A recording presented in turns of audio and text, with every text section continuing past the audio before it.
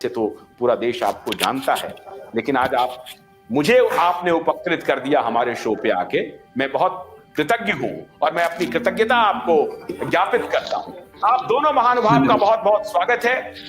प्रकाश जी, एक तो हमारे दर्शकों को थोड़ा संस्मरण बताइए कि रामदेव ने कहा कि वो तो नटवरलाल था, लोगों ने दुत्कार दिया था, लोगों से तिरस्कृत होकर के हमारे पास आया था।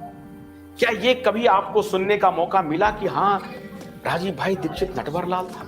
मैं हैरान हूं, 1997 में वो आपके साथ हैं, हजारों लोगों की भीड़ है और बिल्कुल जवानी का, आप भी उस वक्त जवान दिख रहे हैं। राजीव भाई दीक्षित तो बहुत युवा थे। आप अपने दर्शकों को अपना थोड़ा संस्मरण पहले सुना दीजिए, फिर रामदेव पर बात होगी। आशुतोष जी, मैं आपका बहुत बहुत शुक्रगुजार हूं कि आपने 1997 का वो वीडियो कहां से ढूंढ के निकाला। वाकई में मैं तो हैरान हूं, वो सारा का सारा देख के वाकई में हैरान। और मैंने कल्पना नहीं कर सकता हूं कि इतना पुराना वीडियो मेरा कोई, क्योंकि वो जमाना कोई डिजिटल का या कैमरे का या वीडियो का बहुत ज्यादा था नहीं। लेकिन उसके बावजूद भी किसने पता नहीं वो वीडियो शूट किया, कैसा रहा, और उसके बाद में वो अभी मिला। मेरे लिए तो ये लाखों करोड़ों रुपए की पूंजी रही है, आपने मुझे दी है। मैं उसके लिए एक तो शुक्रगुजार हूं आपका। मैं आपको उसके बाद में ये याद दिलाना चाहता हूं कि देखिए, वो जमाना ऐसा था कि 1997 में ऐसा था। वैसे 1990 में मैंने ये अखबार का काम, मेरा देशोन्नति का मैंने संभाला था। और उसके बाद में मैं तो नागरिक मंच का भी उस समय पे मेरे अकोला में गठन किया था, क्योंकि लोगों के सामने काफी समस्याएं रहती थी। और हमारा हमेशा सिलसिला रहा कि जो लोग भी कोई क्रांतिकारी है, कोई अच्छा काम करते हैं, देश हित के लिए काम करते हैं, ऐसे लोगों के लिए हम हमारा मंच हमेशा साझा करते थे, उनके लिए अपॉर्चुनिटी हम देते थे। देशोन्नति के माध्यम से भी हम उन लोगों को पब्लिक के सामने लाते थे। तो वही सिलसिला मुझे मालूम पड़ा। राजीव भाई दीक्षित के बारे में मैंने थोड़ा जाना। उसके बाद में मैंने खुद उनको कांटेक्ट किया कि भाई आप ऐसे ऐसे नजदीक हमारे अकोला में आ रहे हो, तो अकोला में हमको, अभी अकोला से जाने वाले हो तो अकोला आप रुकिए।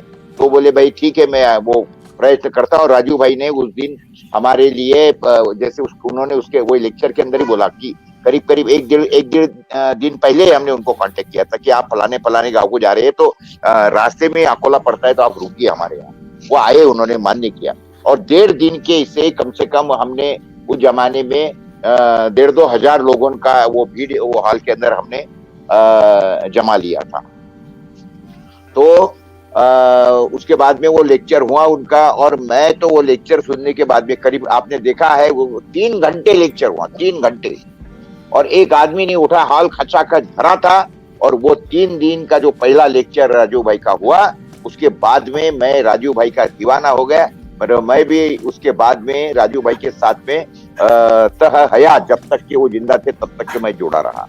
और ये परिस्थिति थी कि राजीव भाई का 2-3 महीने में कभी अकोला में आना ही होता था, हमेशा या बुला लेते थे। राजीव भाई का हमेशा जो निवास होता था वो मेरे ही घर में होता था। 2-2, 4-4 दिन हम आजू बाजू में घूमते थे, लेक्चर देना, आजू बाजू में, रात को मेरे घर को सोना मेरे मिसेस के साथ में। तो उनकी बहुत ज्यादा ये थी, मेरे मिसेस को वो बहुत ज्यादा पसंद थे। उनको हमेशा मेरी मिसेस ये भी बोलती थी कि राजीव भाई आप इतना काम करते हो, लेकिन इस देश के लोगों को कदर नहीं है वगैरह, वो काफी चर्चाएं निकलती थी। लेकिन उसके बाद और मैं आपको ये भी बोलता हूँ, उस जमाने में मैं बहुत छोटे से घर में रहते था। मेरा जो निजी निवास था उस समय पे, वो 650 स्क्वायर फीट का मात्र था। उसमें एक बेडरूम थी, और उसके बाद में एक हमारी क्या बोलते उसको, ये हमारा जिसको बोलेंगे ना, ड्राइंग हॉल था छोटा सा। तो राजू भाई आके, उनके 2-3 दोस्त तो हमेशा उनके साथ में, कार्यकर्ता साथ में रहते थे। तो 2-3-4 लोग नीचे जमीन पे सो जाते थे मेरे यहाँ पे, क्योंकि उस समय पे मैं कुटुंब से मेरे नवाई विभक्त हुआ था हमारे बड़े फैमिली में से, क्योंकि ये समय की उस समय की मांग थी। क्योंकि मेरा अखबार का जो दफ्तर था वो नीचे मेरे बिल्डिंग में था, और वो मेरे लिए डे नाइट काम करने का वो समय था। तो मैंने क्या किया, मैंने फादर को रिक्वेस्ट किया, मतलब फादर अपने यहाँ ऊपर ही एक ये है 2-3 कमरे हैं, मैं उसी में शिफ्ट हो जाता हूँ। फादर ने पहले तो मना कर दिया, फिर बोले भाई ठीक है तुम्हारे लिए कन्वीनियंट हो तो वहाँ शिफ्ट हो जाओ। तो मैं वहाँ शिफ्ट हो गया था। तो वो 650-700 स्क्वायर फुट का मकान था। उस समय पे बच्चा तो हमारा दो ही बच्चे थे, छोटे थे, तो वो वही हमारे साथ में सोया करते थे। तो वो हॉल में आके, हमारे ड्राइंग रूम में आके राजू भाई दीक्षित और उनके मित्र 8-8 दिन रुकते थे, वो हमारे यहाँ खाना खाते थे, सारी बातें उसी समय पे होती थी। और मुझे वो दिन याद है, मुझे वो दिन याद है। जैसा आपने जिसका जिक्र किया कि रामदेव बाबा वगैरह का, वही रामदेव वगैरह तो उस समय पैदा है ना, कहने का मतलब वो तो कुछ लोग जानते भी नहीं थे, मालूम भी नहीं रहता था। लेकिन उसके बाद में काफी रामदेव बाबा चर्चा में आए थे।